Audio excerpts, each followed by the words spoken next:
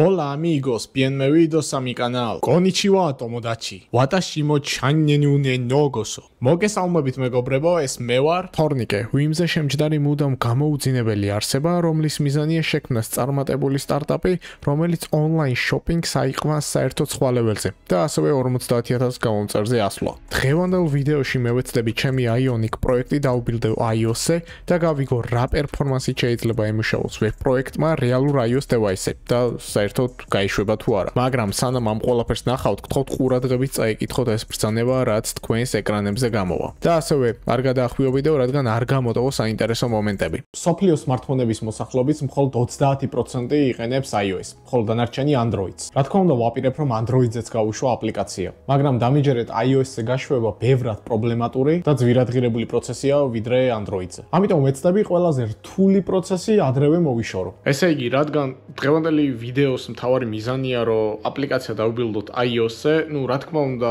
PC-ზე ვერაფერს ვერ ვიზამთ, გჭირდება macOS-ის მთლიანი ეკოსისტემა, ამიტომ აქ გვაქვს MacBook-ი, სადაც დავბილდავთ პროექტს, პირველ რიგში გავუშვებ თვითონ ემულატორში, iOS-ის ემულატორში MacBook-ზე და შემდეგ რეალურ iOS device-ზე. ხო, კიდევ ერთი ფაქტი ის, რომ Windows-ი აღარ მიყენია, გადავედი Linux-ზე, ეხლა მიყენია კონკრეტულად Ubuntu-ს დისტრიბუტივი. მიზეზი იყო ის, რომ ამ წელს Windows 10 კვდება, ანუ Microsoft-ი აღარ დაასაპორტებს აპდეითებით და, ну, შემდეგ გავანახლე Windows 11-ზე, ვცადე Windows 11 შევუგებოდი, მაგრამ სრული ნაგავია, ამიტომ სხვა გზა არ მქონდა და, ну, დავაყენე Linux-ი. მადლობა რომ მოისმინეთ, ეს არაფრის მომცემი ინფორმაცია, ეხლა კი წავედით. ხშირად ჭირდება ჩემი პროექტებისთვის ჰოსტინგი ან VPS-ი და ჩემთვის მნიშვნელოვანია დაცული, ძლიერი და ადეკვატური ფასის მქონე ჰოსტინგ სერვისი. ვიდეოს სპონსორია UltaHost-ი. ეს არის ჰოსტინგ სერვისი, რომელიც გთავაზობს 24/7-ზე საპორტს, VPS და shared hosting-ებს და მარტივად მორგებადია ისეთ web engine-ებზე, როგორიცაა მაგალითად WordPress-ი. მინიმალური პაკეტი იწყება $3.80-დან. პირადად მე ამ საიტზე ნაყიდი მაქვს VPS hosting-ი, რომელიც შემიძლია ავაწყო, გავმართო ჩემი სურვილისამებრ და ასევე დავაყენო ნებისმიერი ოპერაციული სისტემა, რომლის მზა ტემპლეითებსაც თვითონ UltaHost-ზე შეხვდებით. გარდა ამისა, გთავაზობენ ვებსაიტის უსაფრთხოებას და დაცვას. ყოველდღიურად სისტემა ავტომატურად გააკეთებს სკანირებას და ნებისმიერ დროს ნებისმიერი საეჭვო რეკვესტის ან მოვლენის შემთხვევაში შეგატყობინებს და ასევე გეტყვის თუ რა ზომები უნდა მიიღო. ერთი სიტყვით, თუ გინდა რომ შენი ბიზნესი ან სტარტაპი სანდო და გამართულ ადგილას განათავსო, UltaHost-ი იდეალური ვარიანტია შენთვის. მადლობა მას გვერდში დგომისთვის და ლინკი არის ვიდეოს აღწერაში. ესე იგი, მთლიანად Xcode-ის გადმოწერა თავისი კომპონენტებით, CDK-ით და საერთოდ ყველაფრით, რაც გჭირდება იდეაში. დაახლოებით არის 12 გიგაბაიტიდან 30 გიგაბაიტამდე. თქოს ფოტოგალერეას ვიწერდე ნებისმიერი ქართველი გოგოს ტელეფონიდან. ოპა, ესეც ჩვენი Xcode, create new project, clone it, ну, აზრი არ აქვს, იმიტომ რომ Xcode-ს ალბათ ცხოვრებაში მეორედ ვთავ. Ionic build up for iOS. For the legacy the development official capacitors documentation for iOS. აი ზუსტად ეს გვინდა კაპასიტორის დოკუმენტაცია iOS-ისთვის და ნუ შემდეგ რა თქმა უნდა Android-ისთვის. Capacitor feature in native iOS runtime that enables developers to communicate between JavaScript and native Swift or Objective-C. Ну, როგორც ვიცით, iOS-ზე რო აპლიკაცია გაუშვან, ჭირდება Objective-C ან Swift-ი არის, როგორც ვიცი, იმედი არ ვწდები Apple-ის მიერ გაკეთებულ პროგრამირების ენა, რომელსაც Xcode-ში წერდა უკვე native iOS აპლიკაციას აკეთებ, მაგრამ რადგან ჩვენ ვართ web ტიპი და iOS-ში გამოცდილება არ გვაქვს და მაინც გვინდა რომ web-ის ტექნოლოგიებით iOS-ში ჩვენი აპლიკაცია შევტენოთ, სწორედ ამისთვის არის აი ეს კაპასიტორი, რომელიც საშუალებას იძლევა web ტექნოლოგიებით გაუშვა native აპლიკაციები, ну, ეს იქნება iOS-ი, desktop აპლიკაცია, macOS desktop აპლიკაცია, Android-ი და ასე შემდეგ. და ნუ ეს კაპასიტორის მოდული, როგორც core-ი, ისე უყენია Ionic-ს, ამიტომ დამატებით ამის დაყენება არ მჭირდება მე. ამიტომ წესით მარტივად უნდა შევძრო ყველაფერი. ნუ შემდეგ რა გვაქვს? Capacitor iOS apps are configured and managed with Xcode and Cocoa Pods. Can help scale your project. Yoing. აი, Cocoa Pods-იც გვიყენია, რომელიც არის რაღაც library-ების ერთობლიობა, რომელიც ზუსტად ვერ გავიღეთ. წავიკითხე და საერთოდ არც ვიცი მანდატორი არის და გვჭირდება თუ არა გასაშვებად, მაგრამ მოდი მაინც სრულყოფილად მივყვეთ Ionic-ის დოკუმენტაციას. Okay, iOS support-იო, iOS 14 შემდეგიდან არის დასაპორტებული Xcode 16-დან, ანუ მეწესით ეხლა ხანს განვუწერე და ახალი მექნება. Environment setup-ი, okay, აქ გვეუბნება რომ Xcode-ის command line tools-იც უნდა იყოს დაინსტალირებული, მე კიდე Xcode-ის ინსტალაციის დროს თლიანი package-ი ავირჩი, ამიტომ გონი სადღაც 41 გიგაბაიტზე ავედი, 500 გიგაბაიტიდან მაქვს 240 გიგაბაიტი დარჩენილი. Nice, Xcode-მა წაიღო ყველაფერი. ვაგრძელებთ, adding the iOS platform. First install the Capacitor iOS package. ნუ პირველ რიგში უნდა დაამატოთ Capacitor iOS-ის package-იო, აი ამ ბრძანების გამოყენებით. Პახ, გადავედით ჩვენ Swim-ზე. ხო, ვინც არ იცის, ეს არის Envelope-იანი, ჩემს მიერ დაკონფიგურირებული NeoVim-ი, რომელიც იდეაში წინა ვიდეოში ნახავთ. იდეალურად ვიყენებ და ძალიან ბევრი პლაგინი დავამატე და კონფიგი, რომელზეც ალბათ შეიძლება ვიდეოს ჩაწერა, ან თუ ვიდეოს არა Discord-ში მოვიწერები ამის შესახებ. Envelope-იანის ვიდეოს ლინკი იქნება ვიდეოს აღწერაში. პირველ რიგში ჩვენ გვჭირდება აი ეს ფაილი, ეს არის კაპასიტორის კონფიგი, სადაც უნდა გავწეროთ სწორი კონფიგურაცია, რომ აპლიკაციამ იმუშავოს. ნუ ჯერჯერობით აპლიკაციას გავუშვებ ჩემი სახლის ინტერნეტის შიდა IP-ზე. იდეში იდეალური ვარიანტია, იმიტომ რომ ეხლა მეზარება ჰოსტზე აწევა და bla bla bla. და ჩვენ უნდა გავხსნათ ეხლა ჩემი ჩაინტეგრირებული ტერმინალი, დროებით პროცესი შევაჩეროთ და ჩვენ უნდა გავუშვათ აი ეს ბრძანება Yong, უბრალოდ Yong და წავედით, ხო ერორები გთხოვ. რა მაგარია პირველივე გაშვებაზე რო ერორებია. 24 hours later. ძლივს 40 წუთიანი რისერჩის, რაღაც package-ების დაყენების, permission-ების შეცვლის და 1000 დედის ტყნის შემდეგ ჩვენ წასით დავაგენერირებთ iOS-ის folder, რომელიც უკვე მზად არის, რომ შევიდეს Xcode-ში. აი, ახლა შევამოწმოთ დაგენერირდა თუ არა, ls-ით შეგვიძლია ნახოთ folder-ები. აი, აქ ხედავ უკვე iOS-ის folders, მოდი გავხსნათ აი ეს. Open და როგორც ხედავთ, აქ დაგენერირდა iOS-ის folder-ი, სადაც, ნუ, აი ეს ფაილები, რასაც უყურებთ, რეალურად Ionic-ი მაგისთვის არ არის, ეს ფაილები ხელით მენუალურად არ მოგიწიოს, პირდაპირ მზა პროექტს აკეთებს.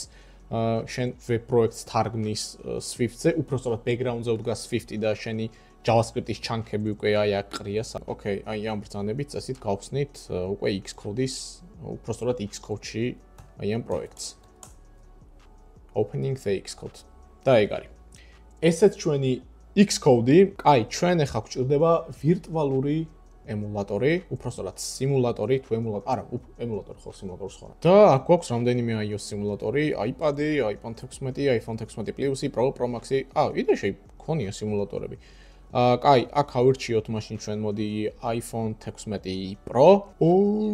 ჩვენი სიმულატორი. დავიბილდე, გავთიშე, ჩავრთე iOS folder-ი. თავიდან დავიბილდე, მაგრამ white screen-ის გარდა ვერაფერი მივიღე. ნუ კრახით დამთავრდა ყველაფერი, მხოლოდ white screen-ი გვაქვს. ლოლ, სულ დამავიწყდა რომ Xcode-ს თავისი კონსოლი აქვს, სადაც ყველა message და შეტყობინებას გამოიტანს, ამიტომ აქ არაფერი არ მესმის, მაგრამ იქნებ რამე მივხვდე. დიდი ალბათობით შიდა IP-ს ვერ ხედავს, ამიტომ ამის მერე უბრალოდ unsubscribe-ი გამიგეთეთ. პროექტი დასტარტული არ მქონია და 40 წუთია ვეჩალიჩები, რატოა white screen? დასტარტული არ არის პროექტი, სად ჯანდაბიდან უნდა გამოსულიყო. npm start. Voila, ეს რას ხედავს ჩემი თვალები? ნახეთ, ჩვენი home page-ი კი არა და landing page-ი, ნუ სურათები არ ჩაიტვირთა.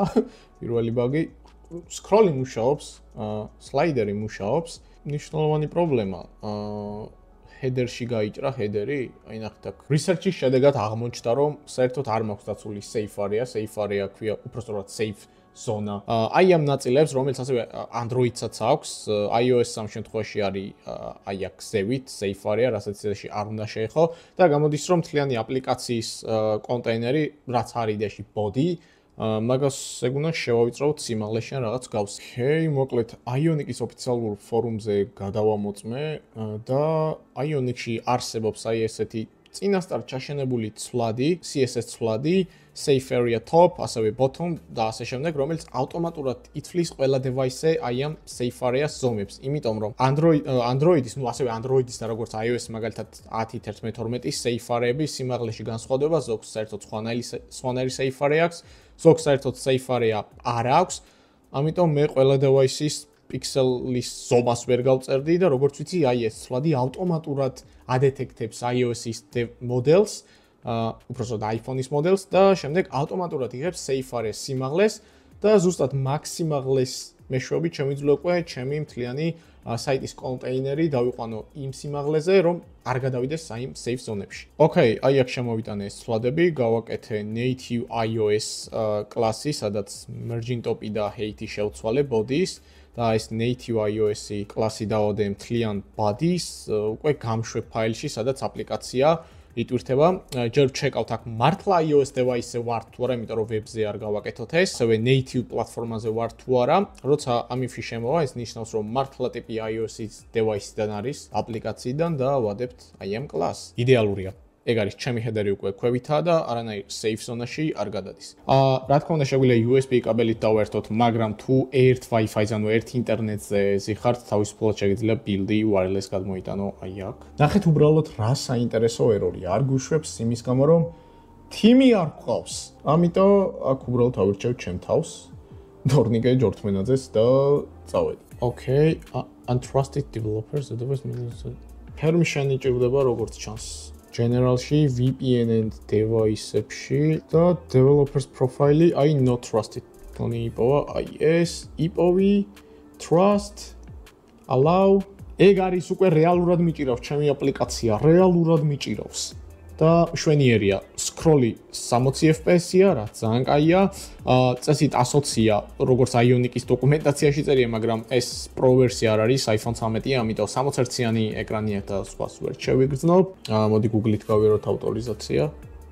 Google-ით ავტორიზაციას დავაწექი თუ არა, აქ აჭრელი და ეკრანი და ერორები ამოვარდა და აპლიკაცია გაიქრაშა.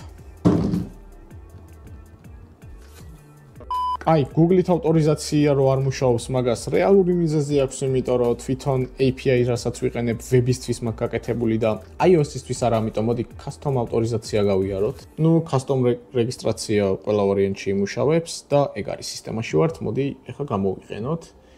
მაგალითად კამერა. ეგ არის, მუშაობს. ნუ თქვენ ეს ფიჩერი ჯერ არ გინახავთ. ხო, იმიტომ რომ ამ ვიდეოში ვთქვი, რომ iOS-ზე გავუშვებო და პროექტის შესახებ ჯერ პროგრესი არ მიჩვენებია და შეგვიძლია დავბრუნდეთ ჩვენს კაბინეტში. იდეალურია. მოგალთ, ესე იგი ვიდეო დასასრულს მივუახლოვ და ძალიან კაი ექსპერიენსი მივიღე, იმიტომ რომ პირველად დავბილდე რეალურად Ionic-ით iOS-ზე და რეალურ device-ებს პირველად გავუშვი. ეხლა კიდევ უფრო შემიყვარდა Ionic-ი, იმიტომ რომ უსაზრო საშუალებას მაძლევს, რომ ვებ ტექნოლოგიებით ესეთ მარტივად, მარტივად არა, მე ვიწვალე, მაგრამ მეორეზე შემდეგ პროექტზე აღარ ვიწვალებ, ან შემდეგ დაფილტვაზე. მართლა ძალიან მაგარი პერფორმანსით მუშაობს. ვიდეო ძალიან გაიწელა, ამიტომ პროექტის პროგრესს რაც შეეხება ვეღარ ვილაპარაკებ, იმიტომ რომ მართლა ძალიან გაიწელება ვიდეო და მოდით ეს შემდეგ ეპიზოდში იყოს. თუ ისიამოვნეთ, რა თქმა უნდა, დალაიქეთ ვიდეო, გამოიწერეთ არხი და რა თქმა უნდა ტრადიციებს არ დავარღვევთ და გირჩევთ ერთ TV shows ან movies. დღესაც გირჩევთ TV shows და ეს არის Watchmen-ი.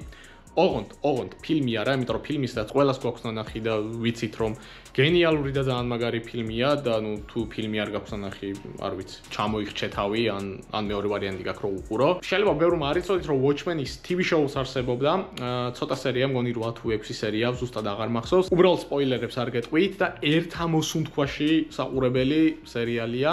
შეიძლება ფილმის დონეზე ვერ არის, მაგრამ ნაკლებიც არ არის რა, არ ჩამოვარდება, ამიტომ სრული რეკომენდაცია ჩემგან. ეხლა კი შევხვდებით მომავალ ეპიზოდში.